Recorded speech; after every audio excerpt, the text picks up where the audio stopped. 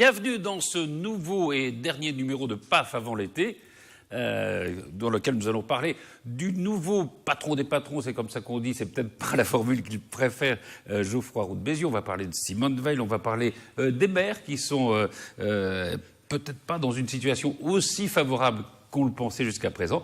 Et pour en parler, Bertrand Decré, bonjour. Bonjour. Vous êtes le président du MEDEF des Yvelines. Tout à fait. Vous êtes un des soutiens, vous étiez un des soutiens de Geoffroy Roux de Bézieux, qui vient d'être élu président du MEDEF. On va en parler avec vous.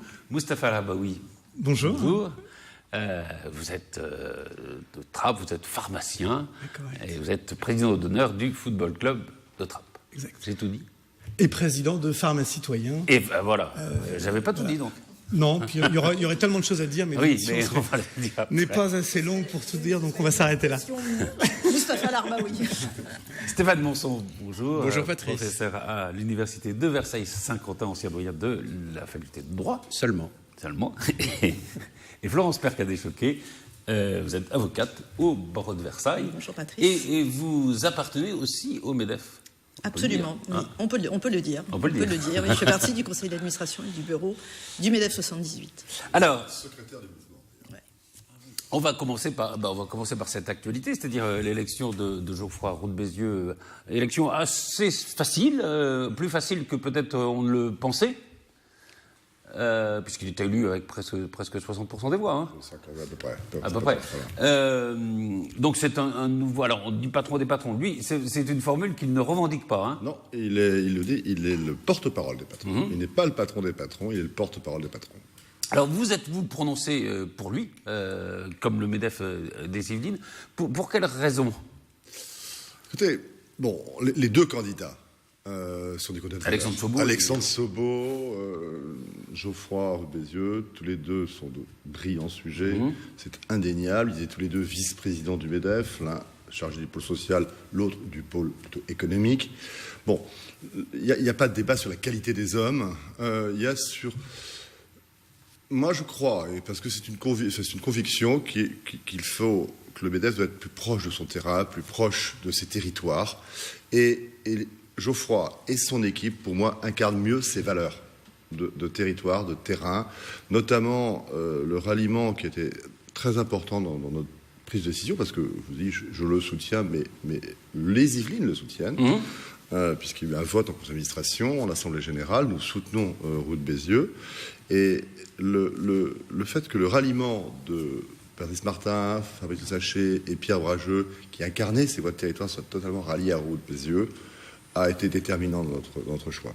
Alors, on peut faire peut-être aussi un petit bilan du mandat de Pierre Gattaz, quand même, qui a été quand même... Alors, il a quand même beaucoup obtenu pour les entreprises. Il y avait, on se souvient tous du PIN, c'est 1 million d'emplois. On a eu l'impression parfois qu'il avait obtenu plus qu'il n'avait donné. Alors,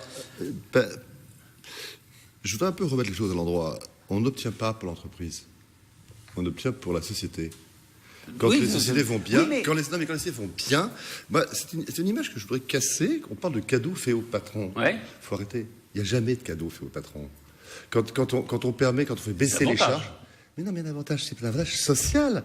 Quand on baisse les charges, alors là, je sais de quoi je parle en tant qu'entrepreneur, parce que vous savez, la France, on imagine que les entreprises sont toutes du CAC 40, milliardaires, des actionnaires terribles qui s'engraissent sur les comptes d'exploitation. Enfin, la réalité, c'est quand même la France, un pays de PME, avec des entreprises dont je crois que 96% de mémoire INSEE doivent faire moins de 10 salariés. Bon, ces chefs d'entreprise-là, non mais ce sont des TPE et des PME. 95% d'entreprises du MEDEF font moins de 10 salariés. Donc, et les patrons des entreprises, mais quand on leur baisse leurs charges, qu'est-ce qu'ils ont besoin? Ils ont besoin de croître. Qu'est-ce qu'ils font? Ils embauchent. Ils embauchent. Donc, les cadeaux faits aux patrons se transforment en des cadeaux pour la société. Il n'y a pas de cadeaux faits aux patrons. Il y a des cadeaux faits à la société. Non, mais je vais un peu dans votre sens, parce que c'est vrai qu'on s'était beaucoup moqué de ce PIN de 5 millions, mais on y est à peu près avec 250 000 créations d'emplois par an. 000 emplois. On est, alors, justement, tiens, j'ai pris le déjeuner avec Pierre, on est tout près. On est tout près. Tout le monde s'est moqué. Je me souviens, même sur ce plateau, j'ai eu des interlocuteurs qui venaient de syndicats employés. Ils avaient M. Gattaz, 1 million d'emplois. Eh ben non, il a réussi. On a fait 850 sur mandat, 850 on est dans un train très correct. Créations par an. Donc et si on continue dans ce train-là, on le fera le million d'emplois. Et Pierre rigolait l'autre jour, j'étais avec lui en petit déjeuner, il me dit, j'aurais dû dire 2 millions. Parce que, vous savez, il me dit, Bertrand, la croissance, ça se décide. On nous dit toujours, la croissance n'est pas là. La croissance ne vient pas. La croissance. Si la croissance n'est pas là, on ne peut rien faire. Sauf que pour faire baisser le chômage, c'est le solde qui est important. On parle de 750 000, 800 000 emplois créés. Il y a également la destruction d'emplois. Ouais. Donc ce qui est important, c'est le solde, parce que pour passer de 3-4 millions de chômeurs à beaucoup moins, en tous les cas, en espérant arriver au plein emploi, ce qui est important, c'est donc le différentiel entre ce que l'on crée et ce qui est... Voilà, le différentiel est donc de 150. Personne. Ah, c'est terrible. Ça, c'est les gens du MEDEF, toujours l'argent. Et d'ailleurs, à ce sujet, c'est vrai que c'est pas un débat, pratiquement, le chômage. À une époque, on en parlait tous les mois, on faisait un bilan tous les mois. Alors, justement, c'est en ça où je dis que c'est le solde qui est important, parce qu'on peut décréter 1 million d'emplois si on en détruit autant. Tout à fait. Mais de toute façon, vous avez raison de mettre le doigt là-dessus. La destruction d'emplois, il y en aura. Par les nouvelles technologies, il y en aura. Oui, il y en aura. La société, il va y avoir un changement. L'évolution, il va falloir changer les choses. Mais des créations, il y en aura. Écoutez, hier... Il y a de la destruction constructive. Voilà, exactement. J'allais à la mutualité, et sur les bords du périph', je vois les employés de la mairie de Paris qui travaillent avec des robots tondeurs. Bon, ben ça fera autant de mecs en moins. Il y a avec un mec qui l'articule, il travaille avec ses robots. Oui, donc, voilà, on va avoir ça. Moins de caissières. Tant mieux. Mais vous êtes PDG d'un supermarché. Oui, tout à fait. C'est vrai que là aussi il y a une évolution. Alors après, oui, vous savez, mais il y aura peut-être d'autres emplois. Non, mais j'aime votre question parce que justement, le fait de mettre des caisses automatiques permet une meilleure productivité. Ouais. Par contre, qu'est-ce qui fait que les gens viennent chez nous et reviennent chez nous? C'est pas la caisse automatique. C'est peut-être le sourire. C'est peut-être le sourire de la caissière. Oui, et donc tout ce qu'on va détruire peut-être en caisse, on va le mettre en accueil et en service. Parce qu'on va muter, évoluer. Alors c'est vrai que le côté mécanique de l'acte répétitif peut être fait par une machine. Par contre, le sourire de l'être humain qui accueillera machin, on aura peut-être besoin de lui pour choyer nos clients. C'est peut-être pour ça qu'ils viendront chez nous aussi. Donc là, on créera des emplois. Mais alors peut-être, tout le monde peut parler de ça, mais c'est vrai que il y a une réconciliation, c'est pour tenter qu'ils n'étaient pas conciliés avant entre les Français et l'entreprise, on le sent bien. Il y a quand même une image un peu, j'allais dire presque ringarde parfois des syndicats et du MEDEF, non? Depuis que le MEDEF...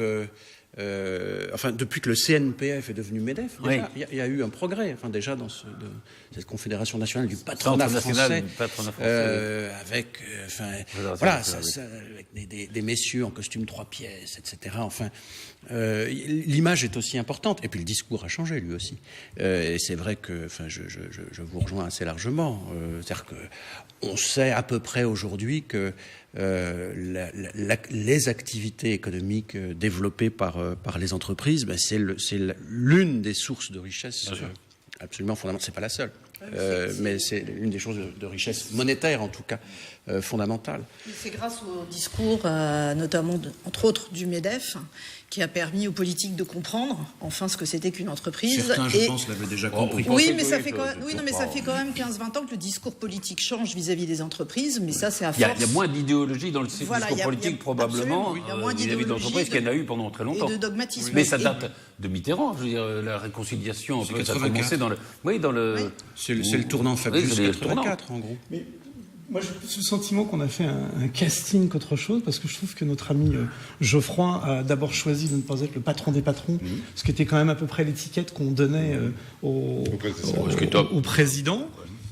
On aimait bien d'ailleurs s'appeler le patron des patrons, parce que le patron, on le revendique au MEDEF et dans l'entreprise en général. Là, c'est plutôt porte-parole. D'ailleurs, moi, je le connais plus comme porte-parole, parce que je le voyais dans toutes les émissions. On le voyait souvent sur BFM. Oui, c'est une vedette un peu. C'est une vedette de télé. Donc, On a le sentiment, mais le sentiment simplement, puisque je suis pas un spécialiste du MEDEF, ni membre du MEDEF, mais de l'extérieur, ça donne vraiment le sentiment de quelqu'un des médias, quelqu'un de la com, et qui vient sur ce terrain-là tout de suite, c'est-à-dire, je suis pas le patron des patrons, je suis porte-parole, et on va faire de la pédagogie, on va expliquer que ce ne sont pas des cadeaux faits aux patrons, mais que ça va dans le sens de l'entreprise. En gros, c'est plus l'offre que la demande, ou la demande que l'offre. Donc sur ce conflit-là, on a un porte-parole, on a quelqu'un qui va être pédagogue, qui va être un homme de communication. Enfin, c'est le sentiment que j'en ai, au-delà de ses compétences, parce qu'il a des compétences. C'est génial, il a des compétences particulières. Ça me rassure sur le fait que j'ai bien voté. Je pensais que c'était l'image qu'il donne, vous me rassurez. Mais c'est l'image qu'il donne. Il y a un autre point. Vous disiez, voilà, on va arriver dans une période où il y a des emplois des emplois nouveaux qui vont apparaître, enfin des nouveaux secteurs qui vont apparaître, d'autres qui vont disparaître. C'est aussi quelqu'un qui a fait beaucoup d'entreprises notamment dans la téléphonie, enfin, etc. Donc, qui est très branché avec les start-up, la nouvelle économie. Complètement. Non, mais ça c'est son côté résolument tourné vers l'avenir. Alors, attendez, pas qu'Alexandre ne le soit pas, mais lui, il incarne. Encore une fois, je dis que les deux candidats étaient de valeur. D'ailleurs, pour montrer à tel point il est fédérateur, un des premiers gestes de Geoffroy a été d'accueillir en invité permanent Alexandre dans le conseil exécutif, en disant tu seras associé à tout, tu seras avec nous. Oui, il a fait un discours très rassembleur, d'ailleurs, après son élection. Mais à la décharge d'Alexandre aussi, vous savez, il nous a fait l'aveu d'un secret, entre guillemets. Il s'était promis ami avant, ami pendant, ami après. Donc on a eu une très belle compétition. Je pense que les deux compétiteurs sont toujours restés à un niveau de débat assez haut.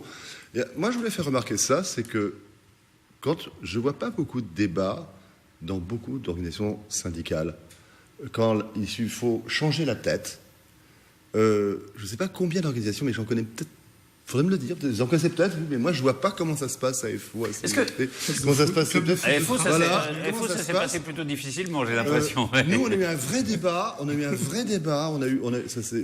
gens, mais il n'y a pas eu de boule puante, de choses. C'est pas votre première élection de président du MEDEF, si? Moi, comment ça? En tant que votant? Oui, votant. C'est ma deuxième. J'ai été élu Pierre Gattaz et ça s'était passé de manière aussi simple ou Pierre Gattaz, c'était pire, c'était il y avait ralliement total. Donc Pierre, c'était 89%, parce qu'il était seul candidat.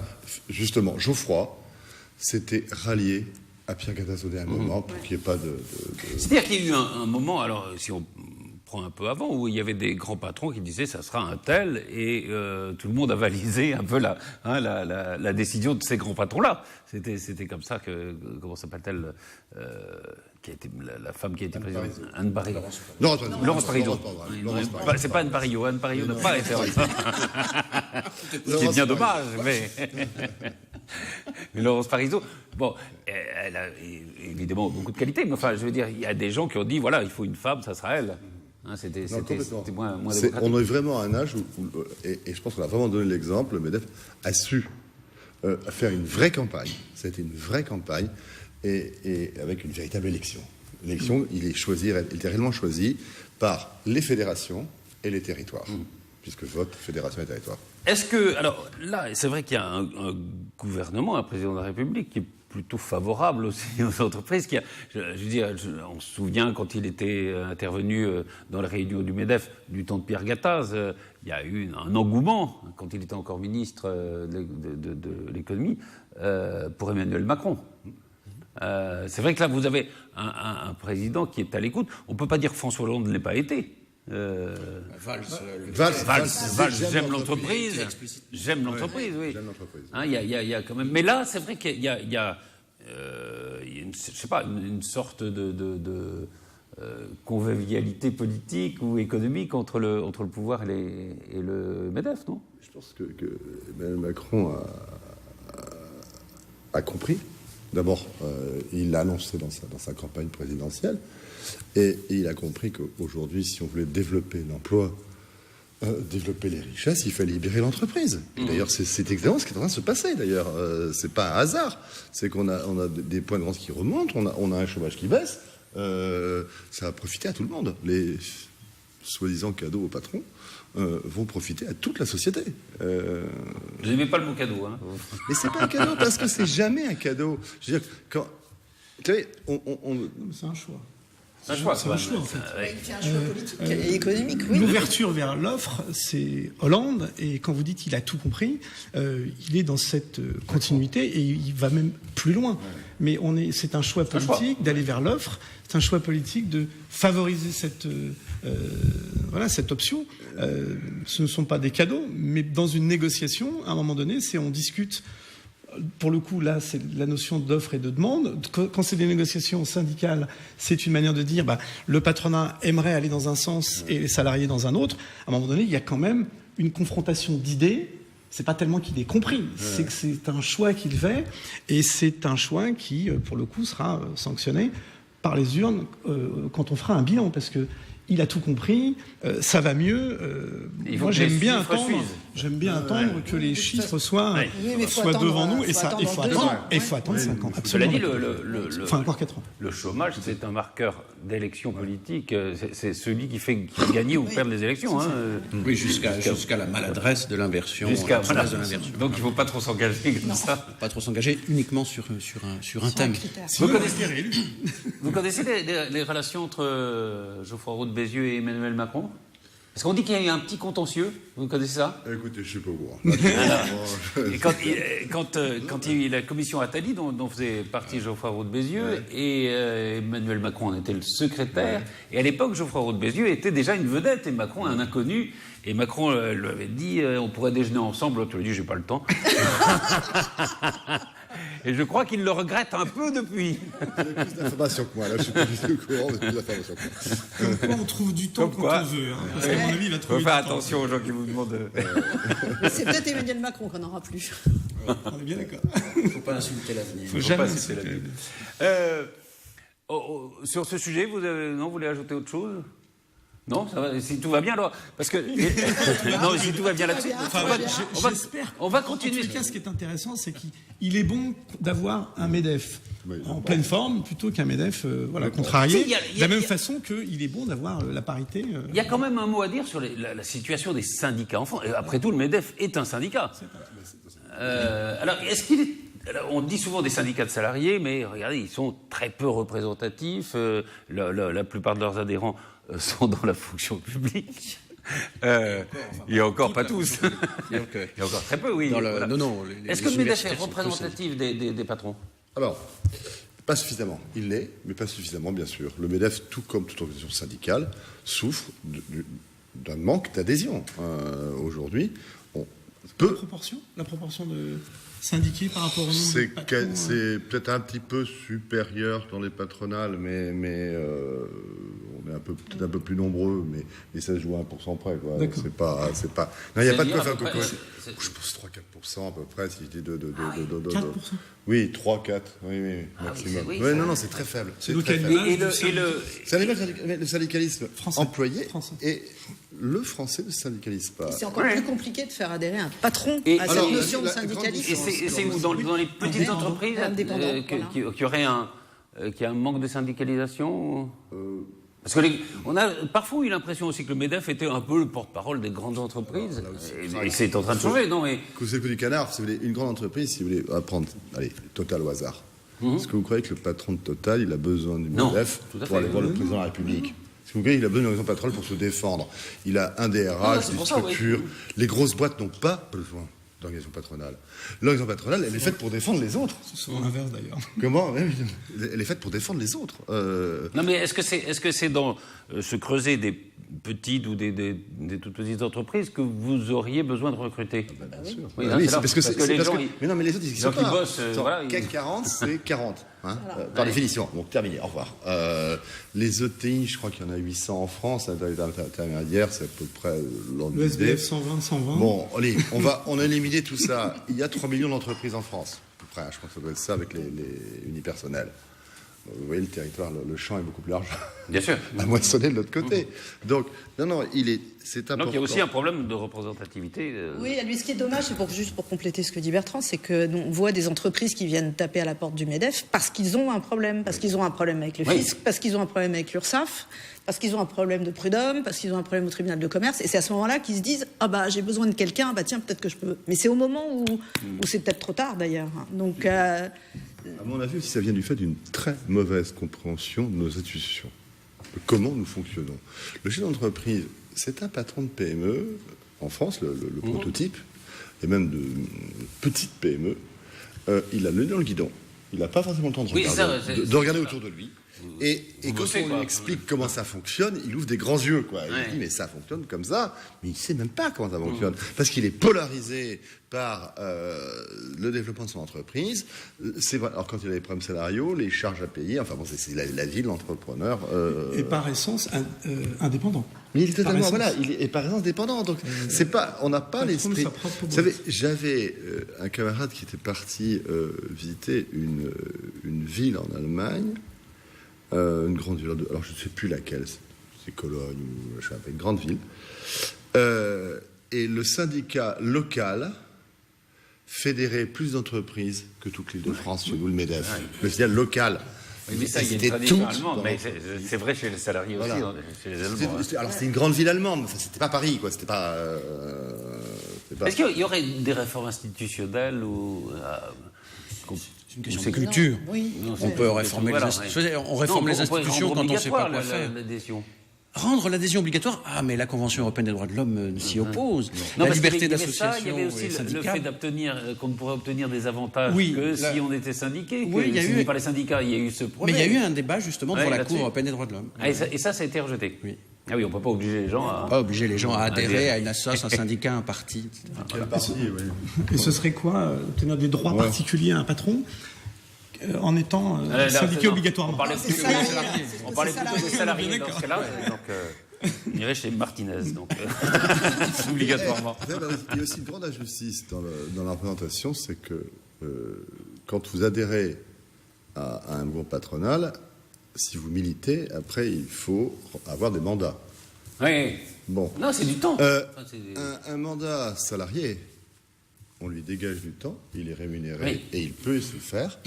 Un patron de PME, quand il va se retrouver tout seul, qui dit il faut que je lâche l'entreprise et que j'aille me taper mes mandats, bon, je peux vous assurer, je suis payé pour le savoir. Non, vous n'êtes pas payé, justement. Comment ? Voilà, oui, mais je suis payé pour le savoir.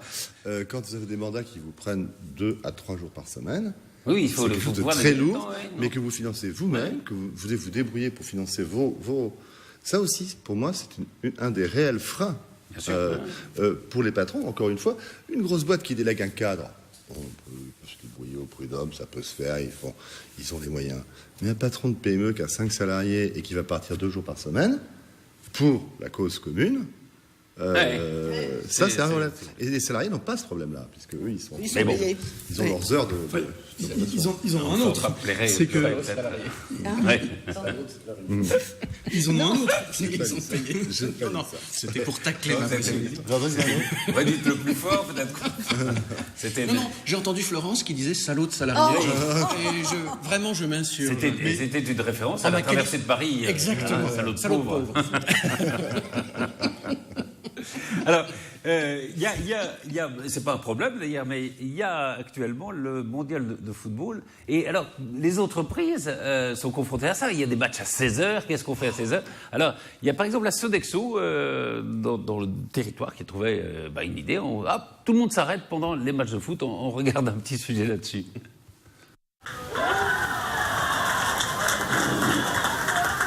Assister à la victoire de l'équipe de France face au Pérou alors que l'on est censé se trouver derrière son bureau. Une réalité chez le groupe Sodexo. Basé à Guyancourt, l'opérateur de restauration et de services accueille 900 salariés. Ce mondial 2018 est un moyen de rassembler encore plus son personnel. L'organisation en tout cas des matchs, en tout cas de la diffusion des matchs pour la Coupe du Monde, ça rentre pleinement dans le cadre de ce qu'on a envie d'offrir à nos collaborateurs sur site pour leur qualité de vie. En plus de la retransmission des matchs des Bleus sur écran géant, la salle de restauration a été décorée aux couleurs du drapeau tricolore. Une urne a été mise à disposition pour que chacun puisse parier avant le lancement du match.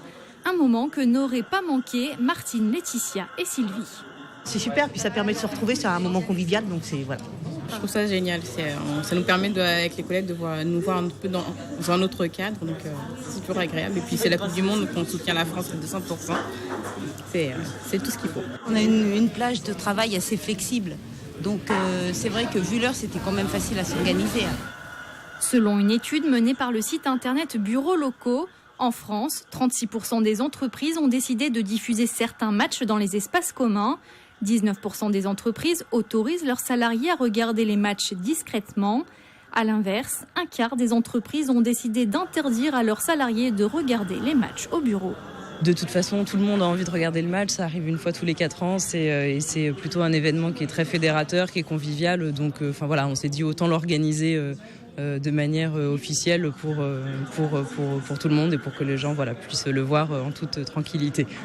Les salariés de Sodexo vont encore avoir de nouvelles occasions de partager ces moments de convivialité puisque les hommes de Didier Deschamps sont qualifiés pour les 8e de finale.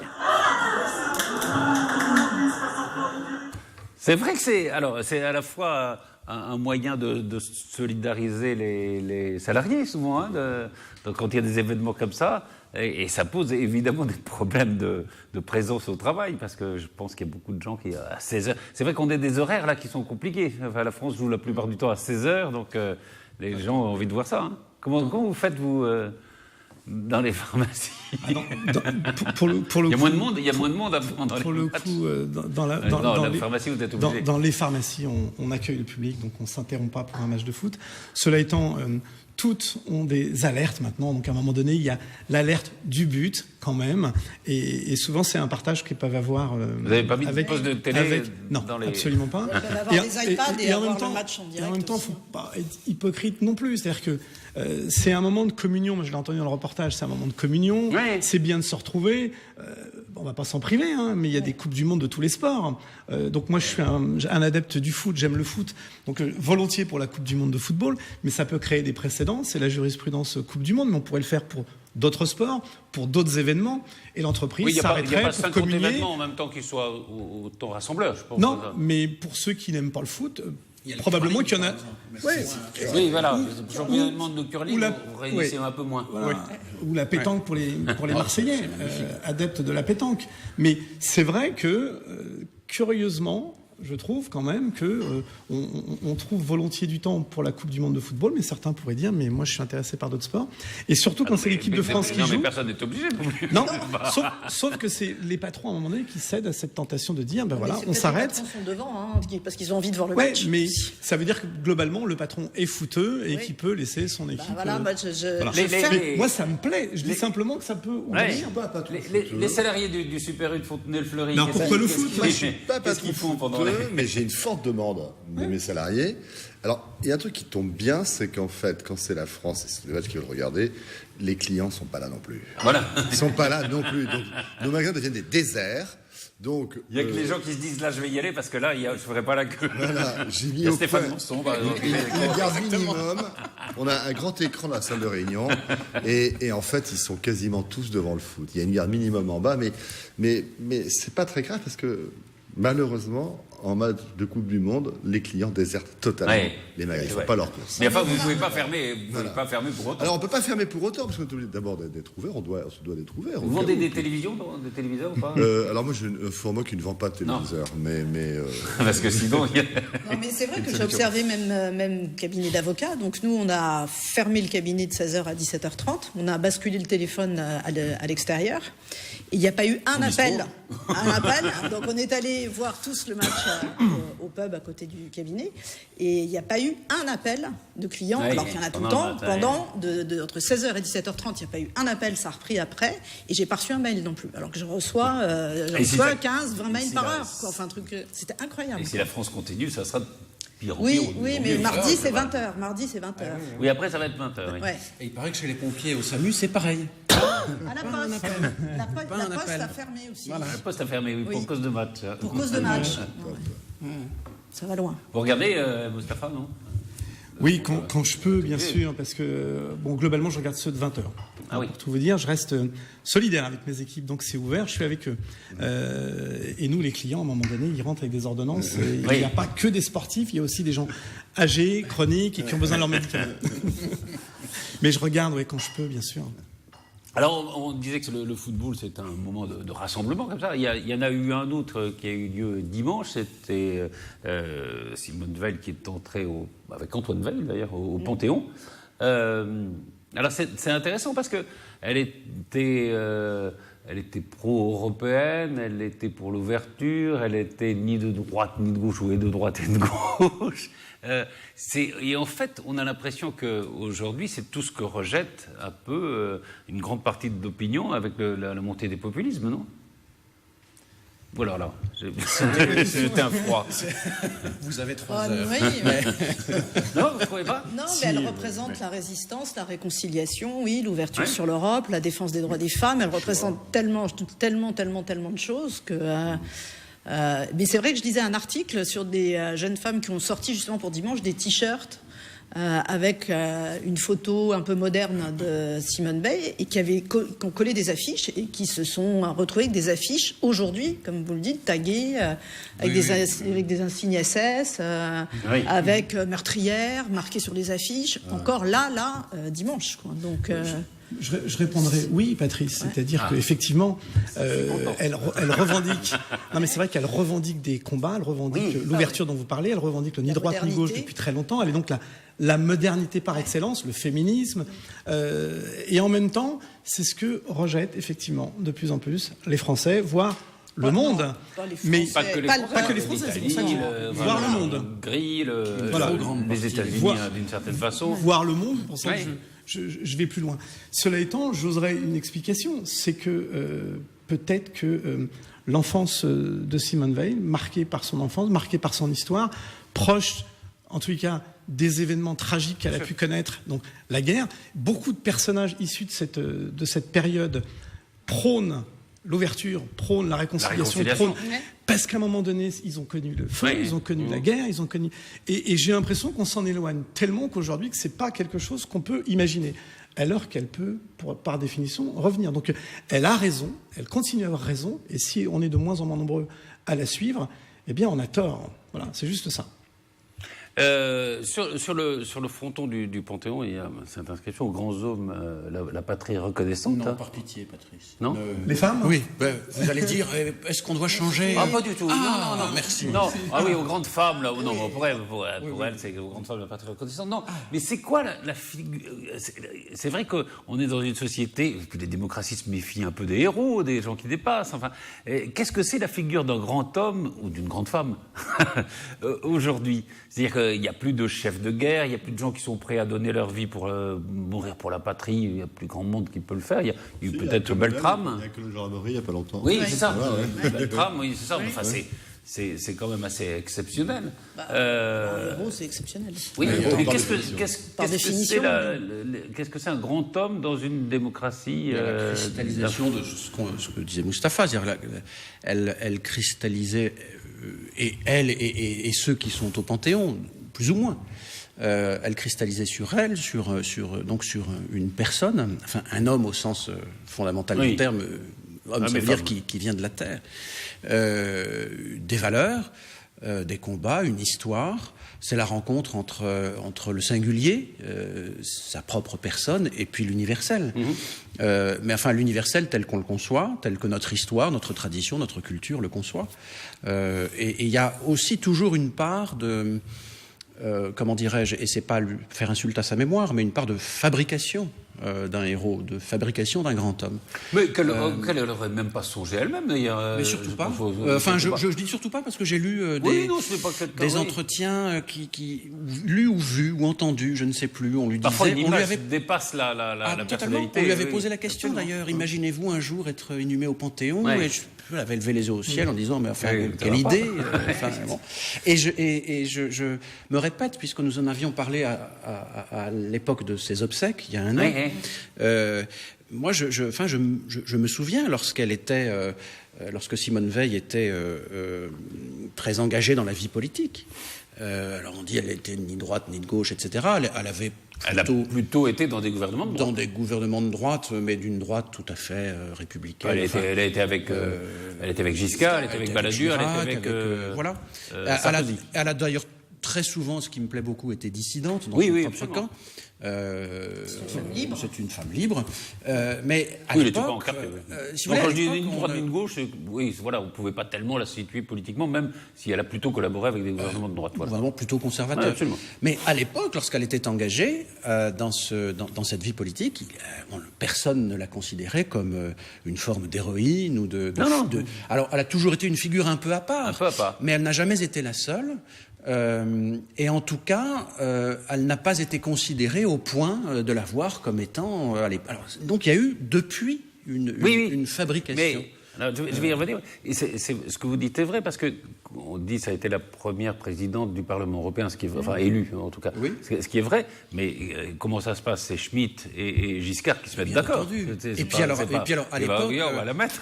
À l'époque, je crois pas me tromper en disant que tout le monde se fiche éperdument du Parlement européen. Mais enfin, c'est symbolique. Mais la première élection des députés européens, c'est 1977. Mais c'est symbolique. On en a fait. Schmitt et Giscard en ont fait un symbole, absolument. Mais justement, je reviens à cette figure des grands hommes. Est-ce que c'est pas, au fond, des gens qui font honneur à nos valeurs, même si ces valeurs sont parfois battues en brèche ou contestées par justement les populismes. Au fond, ça fait honneur à l'idée qu'on pourrait se faire de la France, quoi. En tous les cas, homme ou femme d'État, c'est surtout la référence à l'État général, c'est-à-dire l'idée selon laquelle on considère que le droit, enfin j'allais dire le droit, mais c'est surtout l'idée qu'on se fait de son pays, malgré tout ce qui peut être dit ou tout ce qui peut être débattu, on a le sentiment que en tous les cas pour son propre pays, on a une idée qu'on veut la défendre malgré ce qu'on peut entendre. Et c'est l'histoire qui vous donne raison ou pas. Mais c'est pas les peuples pendant qu'on discourt qui vous disent de faire ou de ne pas faire. Donc, c'est à un moment donné, c'est de dire ça rejoint l'histoire. J'y vais, et l'histoire me donnera raison parce que j'en suis convaincu. Et il y a des tas d'exemples pour ça, que ce soit pendant la guerre ou même depuis pour la peine de mort ou pour d'autres idées combattues. C'est de se dire la raison d'État d'abord, l'intérêt général d'abord. Et moi, j'ai le sentiment que c'est bon pour mon pays. J'y vais. Politiciens après.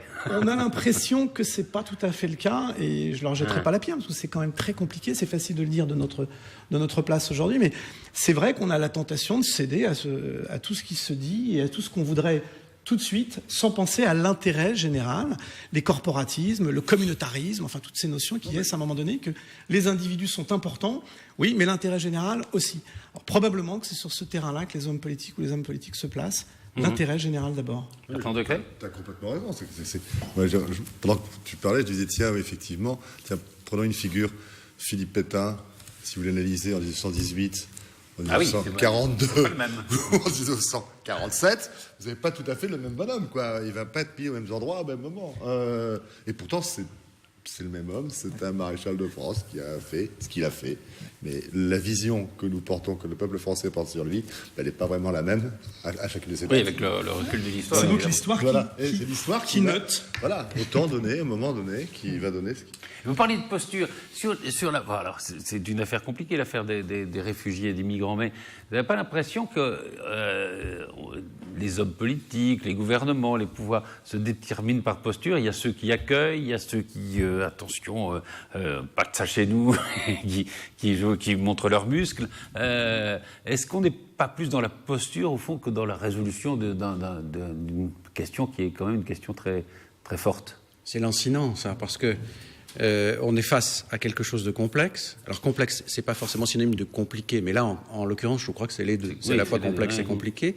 Et puis, en face, on a le discours politique qui, par nature, est un discours simpliste, un discours de simplification. Donc, la vérité, elle est ni dans ceux qui disent pas de ça chez nous, et hélas, il y a 60% plus des Français qui surtout ne veulent pas de ces gens-là chez nous, et elle n'est pas non plus du côté ouvrons les portes et soyez les bienvenus, etc. Donc là aussi peut-être, alors peut-être pas l'homme ou la femme d'État, mais l'élu un peu sérieux, un peu crédible se reconnaît lorsqu'il, de mon point de vue, lorsqu'il prend en compte cette complexité et qu'il essaye de l'expliquer, de dire aux gens c'est pas simple du tout. Alors il faut pas fermer complètement les portes, mais il faut sans doute non plus ne pas les ouvrir totalement. Mais ce discours, il est au fond inaudible dans l'arène politique. Oui, c'est ça.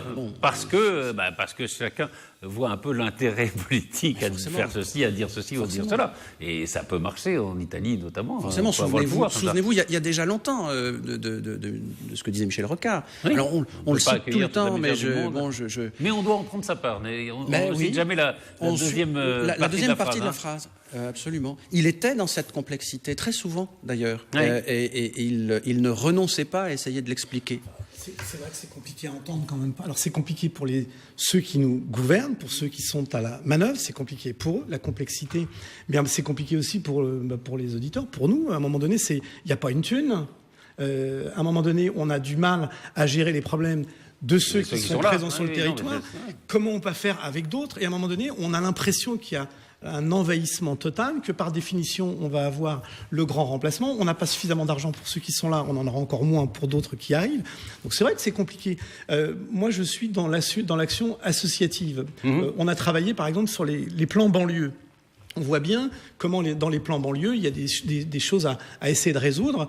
Et à un moment donné l'idée, c'est, mais on nous en rajoute tout le temps. C'est-à-dire qu'on a déjà du mal à traiter les problèmes en France, et on nous rajoute celui-ci. Parce qu'à un moment donné, il ne s'agit pas simplement de leur donner à bouffer, parce que si c'était ça, on dirait, écoutez, il faut leur donner à manger, et tout le monde serait d'accord. Il faut les accueillir, et tout le monde serait d'accord. Simplement, tout le monde se dit, mais pas simplement, il faut aussi qu'ils aient un job, messieurs du MEDEF. Il faut également qu'ils aient un logement. Et donc, à un moment donné, il y a toute une perspective qui va se mettre en avant, et c'est toujours pareil, c'est comment on fait. Et avec 2 milliards de dettes, c'est une équation un peu compliquée. Donc les Français sont plutôt généreux. En tous les cas, moi j'ai le sentiment, ils sont très ouverts à cette question migratoire. C'est pas les émigrés qui... Très ouverts, en tout cas, c'est pas les émigrés qui diraient le contraire. Mais à un moment donné, tout le monde se pose la même question. On n'y arrive déjà pas. Qu'est-ce qu'on doit faire? Est-ce que c'est leur donner à bouffer simplement? Est-ce que l'économie a besoin de nouveaux travailleurs, de migrants par exemple? Clairement, tel que c'est comme ça, non. Non, aujourd'hui. Il y a eu des immigrants dont on a eu besoin. Non, mais on a eu des besoins. Et on aura des besoins. Mais ça, c'est pas de l'immigration contrôlée, c'est l'immigration sauvage, brutale, sans assimilation. Et alors, si vous voulez, on est certain, nombre, mais plus nombreux à penser au MEDEF, non à l'immigration. Alors attention, c'est ce que je vais dire. Non, pas forcément. Le problème, c'est pas d'accueillir des immigrants ou de ne pas les accueillir. Il y a peut-être une autre solution, c'est qu'ils restent chez eux.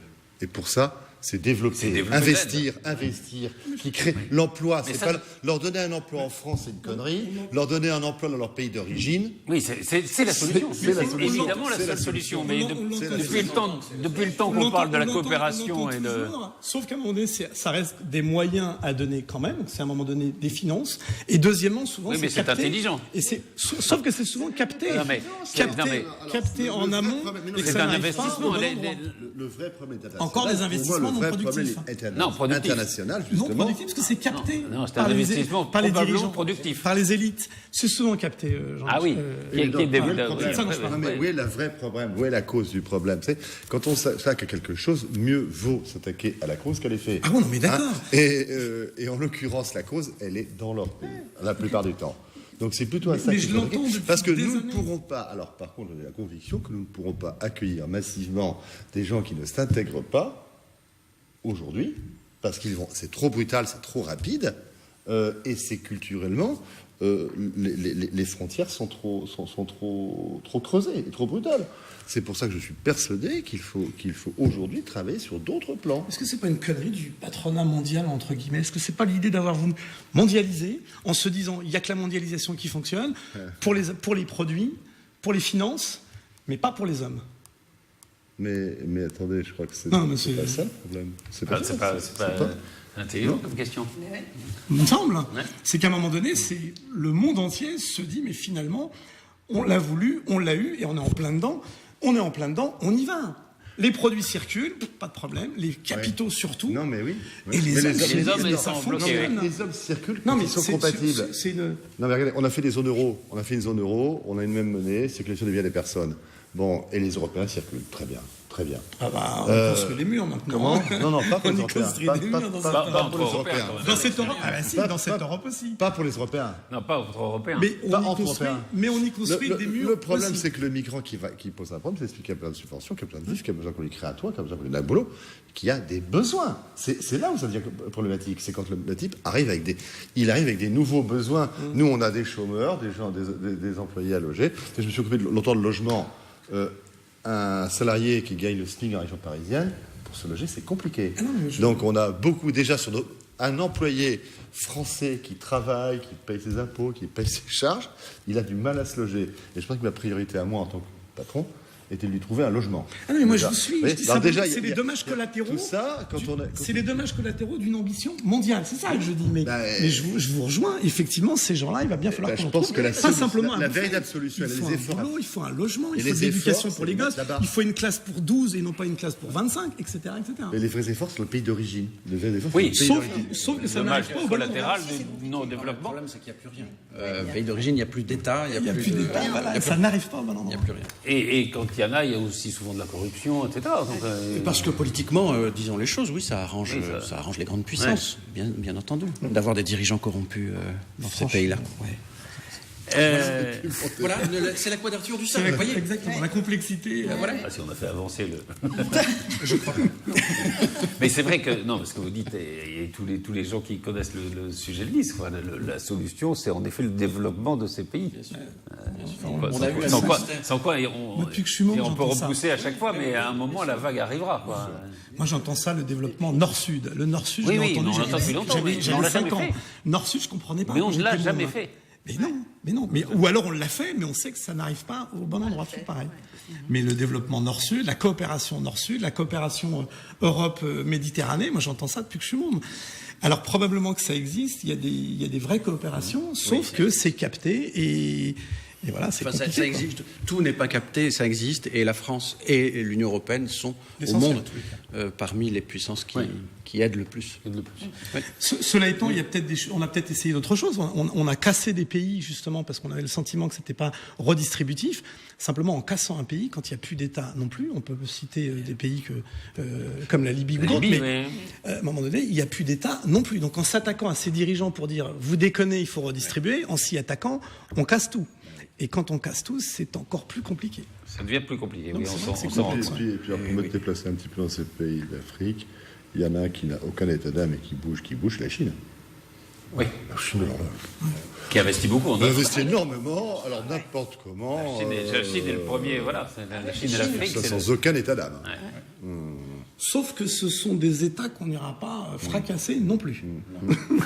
Pour leur dire, vous n'êtes pas assez redistributif. Ça, c'est l'ancien président du club de foot. Allez, les fracasser. Justement, tiens, parlons de peu de trappe. Alors, il y a 6 mois apparaissait le livre d'Ariane Chemin et de Raphaël Baquet, La Communauté, dans lequel vous étiez une des vedettes. Un chapitre entier. Bah oui. C'était presque 100 pages, enfin, un chapitre. Est-ce qu'il y a est-ce que ce livre a changé des choses à Trappes? D'ailleurs, est-ce qu'on en parle toujours? Est-ce que c'est toujours ça fait beaucoup parler.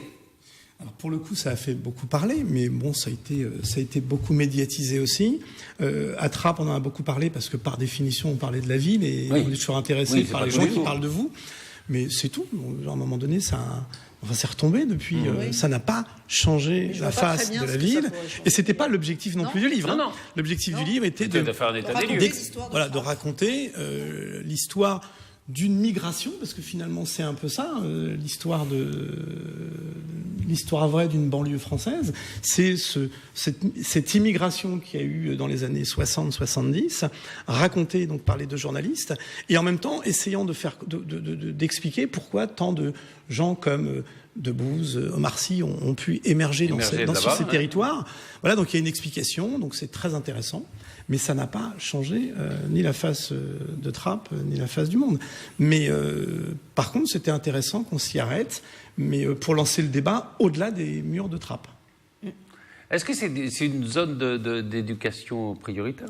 Les QPV, maintenant, parce que moi, pareil, depuis que je suis môme, il y a des solutions, plan banlieue. Là, aujourd'hui, QPV, donc quartier politique de la ville.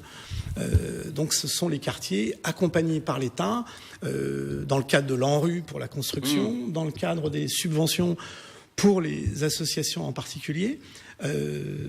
Oui, des quartiers entiers sont en zone franche, pour parler entreprise également, c'est pas forcément les meilleures solutions non plus. On a les premiers cadets de la gendarmerie à Trappes. C'est une organisation qui est cadet de la gendarmerie, je ne sais pas si vous connaissez le système, c'est un truc à 3 pieds.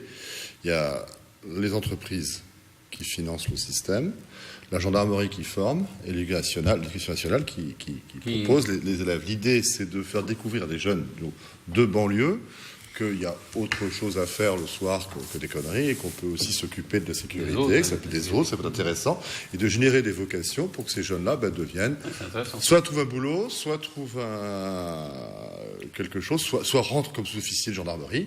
Donc la première promotion est à Trappes. Donc d'ailleurs le MEDEF et moi-même, je suis sponsor de cela. Au passage, je suis officier de réserve de gendarmerie, donc je fais un petit peu les choses. Mais c'est une belle initiative. C'est une belle initiative qui permet d'aider. Et puis sinon, rien de plus depuis le livre, mais par contre, ça continue à bosser dans cette commune. C'est-à-dire que les associations sont présentes, les associations font un boulot exceptionnel. Ceux dont on cite, ceux dont vous parlez, monsieur, sont souvent les exceptions, et ces exceptions-là sont hyper bruyantes, et c'est vrai que c'est également paroxystique, c'est-à-dire que pendant longtemps ça se passe super bien, et puis il y a des événements des fois qui font que ça explose. On a eu des événements la nuit dernière dans d'autres communes, un gamin qui s'est fait tirer dessus, c'était à Nantes, c'est ça? Bon, et on voit bien comment ça peut exploser à tout moment. Mais voilà, mais à Trappes, c'est encore une fois paroxystique, c'est à des moments simplement où ça peut exploser, mais sinon ça bosse, et il y aurait beaucoup d'exemples à mettre en valeur. Mais ça, et à mettre l'entreprise, justement, est un vecteur. Et je suis persuadé que le rôle citoyen de l'entreprise doit être renforcé aujourd'hui. Mais on ne parle pas non, il n'y a pas de modification de la Constitution là-dessus, non? Sur le rôle de l'entreprise dans le rôle citoyen. Compliqué, non? Autant je suis pour le faire, autant dès qu'on veut nous mettre de la loi et des textes, là je commence à devenir réticent. Non, mais être réticent. Mais là, il ne faut pas obliger. Sur la définition même de l'entreprise. Non, mais ça, alors là, je peux pas être d'accord parce qu'on va mettre des contraintes. Il faut que ce soit spontané. Mais vous savez, quand je vous parle aujourd'hui que la France était un pays de PME, les patrons de PME, ils sont un truc qui sont ancrés dans le territoire. Donc, en fait, quand ils font autour d'eux du bien, ça se ressent. Bien sûr, partout. Directement sur le terrain de leur terrain de jeu. Donc, et c'est très important. Pour moi, le rôle leur c'est les cadeaux faits aux patrons, mais les patrons font des cadeaux à la société. Enfin bon, on va tous se faire des cadeaux. C'est sympathique. C'est Noël. Non, mais c'est rôle social. L'éducation prioritaire, Stéphane, vous avez vu que des professeurs vont pouvoir gagner plus s'ils vont dans ces zones c'est déjà le cas, compliquées. Enfin, je crois que c'est déjà le cas. Non, c'est... Et alors, ils ont une prime. Et alors, vous êtes en plus décidé, et on parle d'évaluation des enseignants. C'est quelque chose qui vous choque ou... D'abord, je ne suis pas évalué. Je suis évalué par les étudiants. Encore, mon cours est évalué par les étudiants. Non, je ne parle pas de l'université. Mais oui. Mais ça me choque. Non, parce qu'on est dans un monde où on veut beaucoup évaluer. On évalue les ministres. Oui, alors ça, oui. Il y aurait sans doute beaucoup on évalue beaucoup de gens maintenant. Mais ils sont déjà évalués. C'est un peu des valeurs de l'entreprise, d'ailleurs. Ils demandent même à être évalués. Non, mais ils sont déjà inspectés. Oui. De ce que j'en sais. Non, mais alors, on pourrait... c'est pas encore très clair, mais on pourrait soumettre l'augmentation des revenus à l'évaluation dont il ferait l'objet. Mais fondamentalement, c'est pas loin d'être le cas. Enfin, de ce que je connais de l'enseignement secondaire, je sais qu'il y a des enseignants qui demandent à être évalués parce qu'ils ne le sont pas suffisamment, donc demandent à être inspectés pour pouvoir franchir des classes et des échelons de carrière. Donc ça revient au fond à ce que vous dites. Alors dire qu'il y a là pour le coup des syndicats d'enseignants, je ne sais pas lesquels d'ailleurs, qui sont très rétifs à ce qu'on appelle la rémunération, l'évaluation au mérite. Oui. Bon, le mérite, c'est pas un gros mot, bien au contraire. J'y vois aucun inconvénient. Après, il faut savoir qui évalue. Bon, dès lors, il faut savoir qui évalue et comment. Et comment on conçoit le mérite pour un enseignant. Comment on mesure Mais c'est un peu l'évaluation des ministres là, par le N+1, comme on dit, c'est-à-dire pas le Premier ministre, c'est un peu le DRH qui reçoit les salariés. C'est un peu ça. Il y a beaucoup d'évaluations partout, y compris à l'université. Et là, je vous en parle des deux côtés. J'ai été évaluateur des centres de recherche pendant 2 ans. Là, nous allons être évalués dans 6 mois. On passe notre temps à être évalués, peut-être un peu trop d'ailleurs. Peut-être un peu trop. Il y a peut-être pendant ce temps, pendant qu'on est évalué et qu'on se prépare à l'évaluation, en réalité, on ne fait pas. On se cale dans une optique qui n'est pas celle de l'action, mais de l'évaluation. Carnot est évalué, ça s'appelle le DIMAT. Sous-évalué. C'est tous les jours et à chaque émission qui joue sa peau. Un mot, parce qu'il faut qu'on se quitte, mais je vais vous demander à Paris, Hulot, il reste ou pas au gouvernement, Florence? Je pense qu'il reste. Il reste parce qu'il ne fait pas grand-chose. Donc il va rester. Ouais. Il va continuer. Ouais, je pense qu'il reste. Mustapha? Bon, il reste, bien évidemment. Il y a pas de... Pour moi, c'est la continuité, donc il va rester. Je suis loin de secret des dieux, mais à mon avis, d'après ce que j'ai lu, il reste. Il reste. Bon, voilà. Si jamais il démissionne, je vous reconvoque tous. On va vous évaluer. Voilà. Merci infiniment, Bertrand Decré. Donc, je rappelle, vous êtes un des soutiens de Geoffroy Roux de Bézieux, qui a été élu président du MEDEF. Merci beaucoup, Mustapha Larbaoui. Merci beaucoup, Stéphane Manceau et Florence Mercadet-Choquet. Et à bientôt pour un nouveau PAF, mais ça sera sans doute à la rentrée prochaine.